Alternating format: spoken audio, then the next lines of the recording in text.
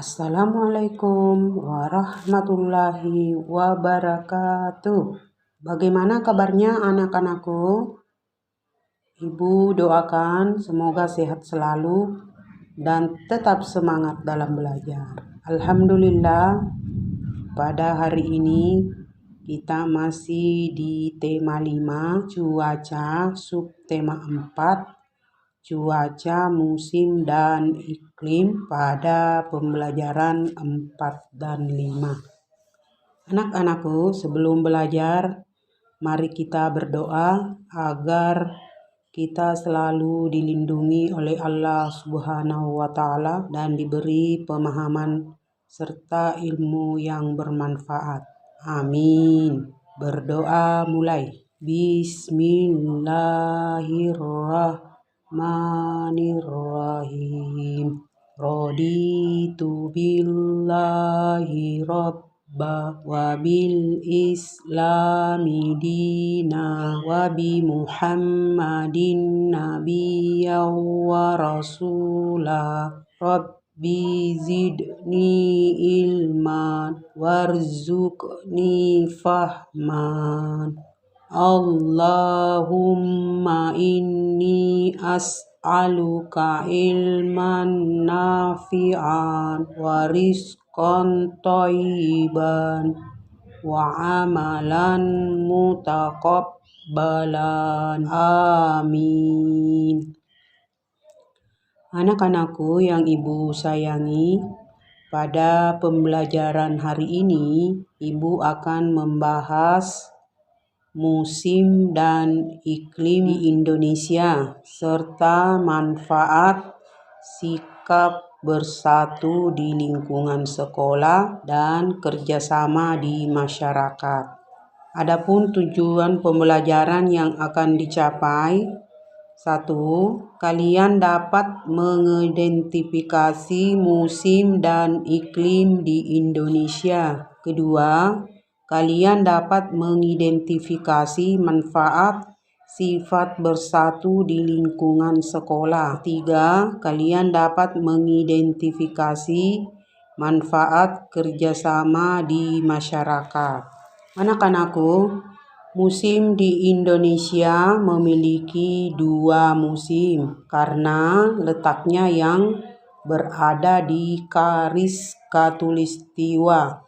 Daerah yang terletak di garis khatulistiwa itu disebut dengan daerah tropis, sehingga hanya memiliki 2 musim, yaitu musim hujan dan musim kemarau. Kapan terjadi musim hujan? Ya, saat matahari sedang berada di bagian selatan garis khatulistiwa. Tekanan udara di bagian selatan lebih tinggi sehingga angin yang bertiup dari Asia menuju Australia melewati Indonesia. Angin tersebut dinamakan angin muson barat dan membawa banyak uap air sehingga saat melewati Indonesia, angin ini berpotensi menurunkan hujan. Kemudian musim kemarau, kapan terjadinya?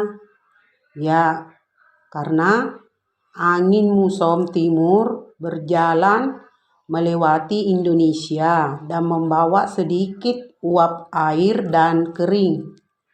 Pada musim ini biasanya matahari berada di bagian utara garis khatulistiwa sehingga memiliki tekanan udara yang tinggi.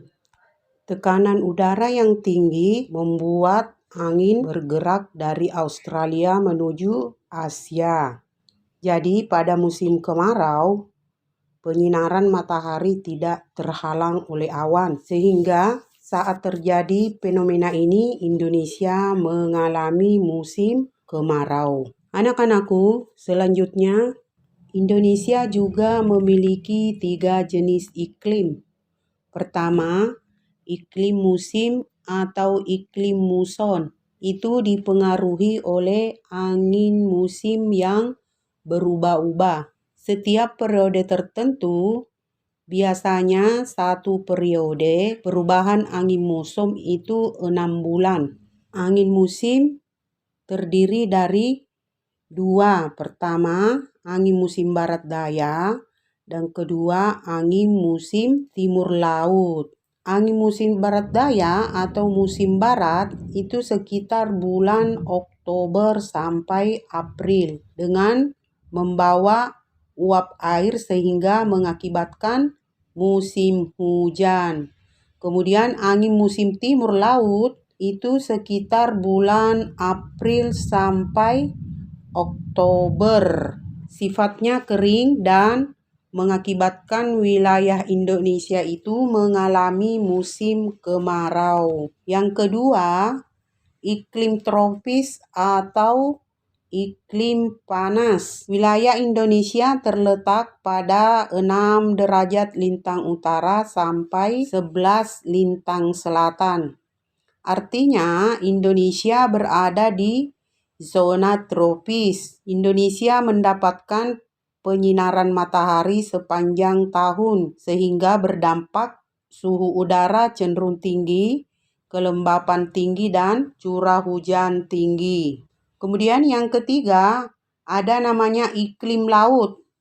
Jadi sebagian besar wilayah daratan Indonesia itu dikelilingi oleh laut atau samudra. Hal ini menyebabkan Indonesia memiliki iklim laut. Akibatnya, suhu udara tidak mengalami perbedaan ekstrim, yaitu tidak terlalu panas atau terlalu dingin. Sifat iklim laut ini lembab dan banyak mendatangkan hujan. Anak-anakku, selanjutnya contoh sikap bersatu di sekolah. Wulan anak yang baik dan ramah. Ia memiliki banyak teman di sekolah. Teman-teman Wulan beragam. Ada anak laki-laki dan ada pula anak perempuan. Teman perempuan Wulan namanya Ida dan Dina. Adapun teman laki-laki namanya Buyung dan Salosa. Masing-masing anak memiliki ciri fisik yang berbeda. Meskipun terdapat keragaman di antara mereka, mereka tetap menghargai dan menghormati satu sama lain.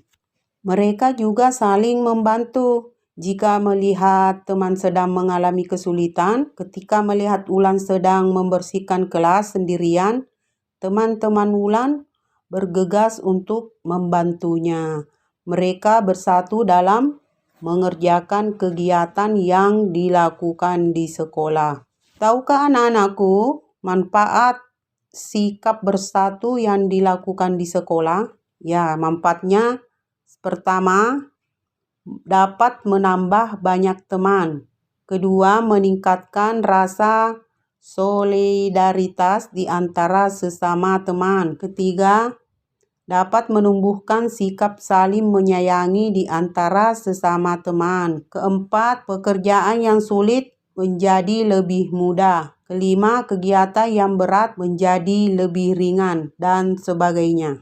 Kemudian, contoh kerjasama di masyarakat atau di lingkungan. Setiap 1 bulan sekali, warga di sekitar rumah Salosa selalu mengadakan kerja bakti. Mereka membersihkan lingkungan agar tetap bersih dan rapi. Tak lupa mereka membersihkan saluran air agar tidak tersumbat dan menjadi sarang penyakit. Mereka bekerja sama untuk mewujudkan lingkungan yang nyaman untuk ditempati. Saat kerjasama di masyarakat antara lain, 1. Dapat menumbuhkan rasa kepedulian antar sesama. 2. Dapat menumbuhkan rasa persatuan antar masyarakat. Ketiga, terjalinnya kerjasama antar warga.